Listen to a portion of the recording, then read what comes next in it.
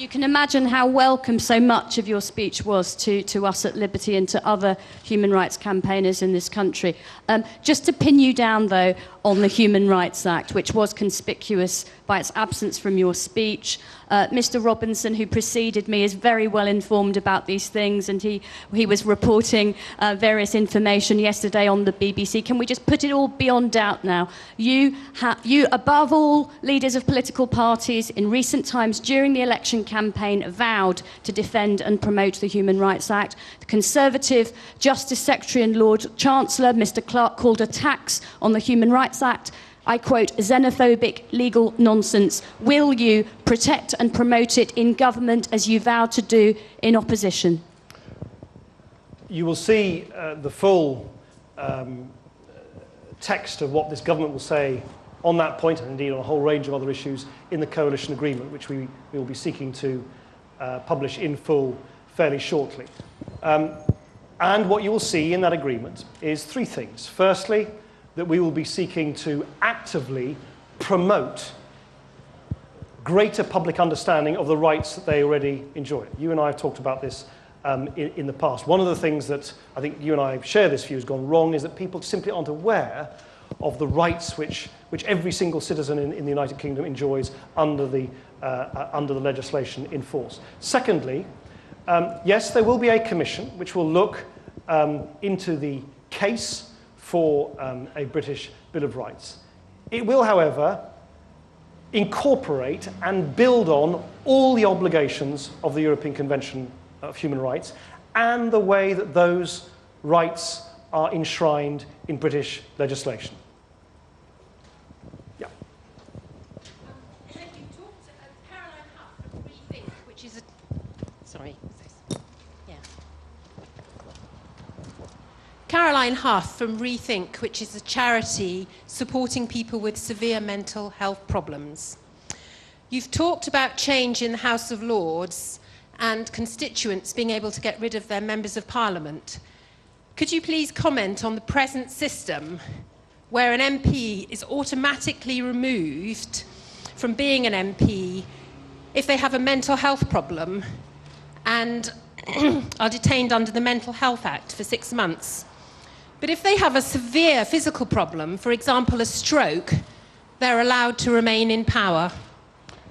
Caroline, I'm not aware of the detailed provisions, so I want to look at it. But I mean, I've campaigned long and hard on removing the stigma around mental health and the taboos which have too long attached themselves to mental health. And it sounds like that rule is very much in keeping with a very outdated approach to mental health, which is totally out of any proportion to the mental health conditions, the varying mental health conditions that people can suffer from, and indeed how easily they can be both handled and indeed fully recovered from. So I will undertake to look into it. If you could perhaps give me some of the information that you're referring to yourself. Michael.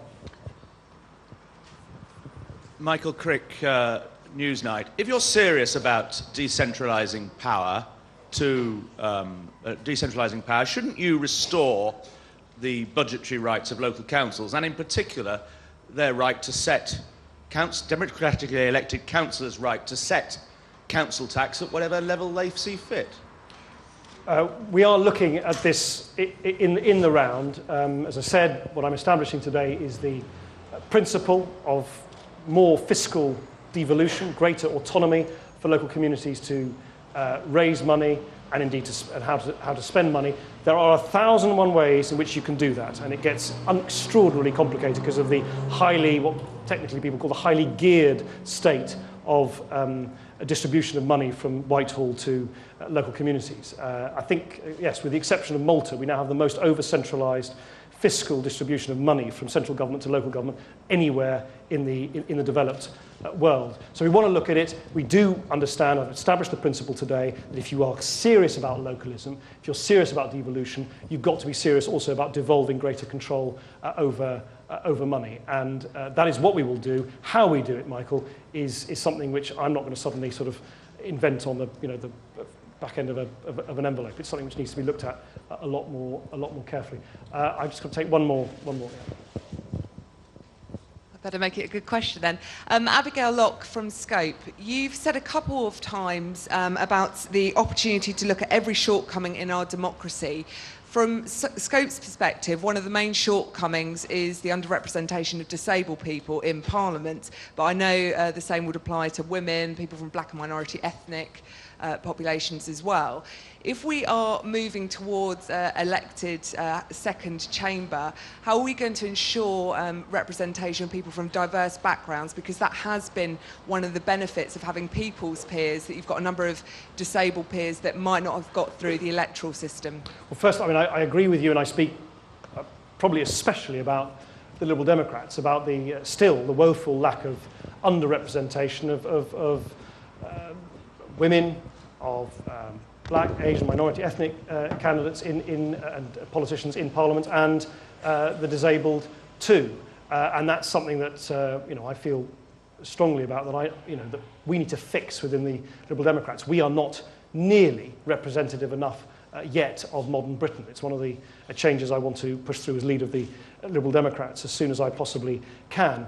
As for the House of Lords, I mean, one of the hidden virtues, of course, of having a more proportional system is that there is very, very strong evidence that more proportional systems tend to draw on a more diverse pool, if you like, of candidates putting themselves forward. There's various complex reasons for that, but it tends to be the case that the hoops which people feel they have to jump through are not quite as restrictive as in our existing electoral system for the House of Commons. So I think it will lead to a much, much more diverse intake, if you like, than has traditionally been the case in the House of Commons. And that's why I'm excited that one of the specific conditions for the House of Lords reform, as specified in our coalition agreement, was that it would be elected on a proportional basis. Thank you very much. Thanks very much. Thanks.